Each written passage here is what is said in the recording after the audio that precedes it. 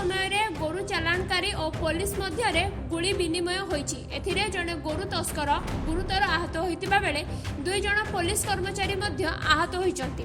आज भोर समय बेआईन गोरु चालाण नहीं पुलिस खबर पाई हरिश्चंदनपुर थाना कुल्हाड़ाबुड़ी निकट में गोरु बोझे गाड़ी को अटकाइबाकू चेष्टा करने समय गो चालाणकारी पुलिस उपरक प्रथम गुली चलाइथिला। पुलिस बाध्य होई निजर जीवन रक्षा करने को तस्करक उपरक गुली चलाइथिला।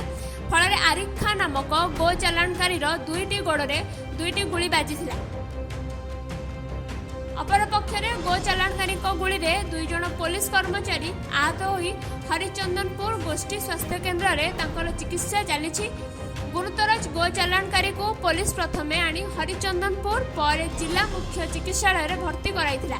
पर अवस्था गुरुतर हेबारु कटक को स्थानांतर करा जायछि। पुलिस एथिरे 5 जण को गिरफ्त करिछि। सेमानंक निकटरू 2 गोटी पिस्तल जबत होइछि।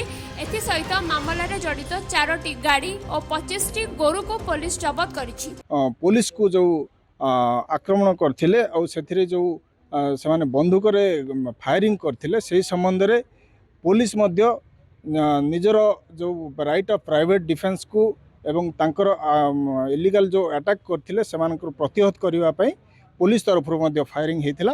सेथिरे जणे आरिफ खान सामंतरापुर थाना होची हरिचंदनपुर ताकू मध्य सेथिरे से 2टे गोड़ को तार बाजिची गुली बाजिची। पुलिस तरफ मध्य ताकू फायरिंग करा जायथिला। सेथिरे सी बर्तमान तार कंडीशन मध्य स्टेबल अछि एवं सी बर्तमान एससीबी मेडिकल कॉलेज रे चिकित्साधीन अछि। एथि सहित पुलिस हरिचंदनपुर एवं पंडापड़ा थाना रे 2 गोटी मामला रुजु होइतिबा अतिरिक्त एसपी दिलीप कुमार नायक सूचना दैछंती। गुली बाजिथिबा गो चालाणकारी जनक घटगां थाना सांतरापुर अंचल एवं ता ना रे आगरु अनेक केस रहितिबा जणा पड़िछि। Kendujhar Arun Kumar Mahato report Vishwavani live.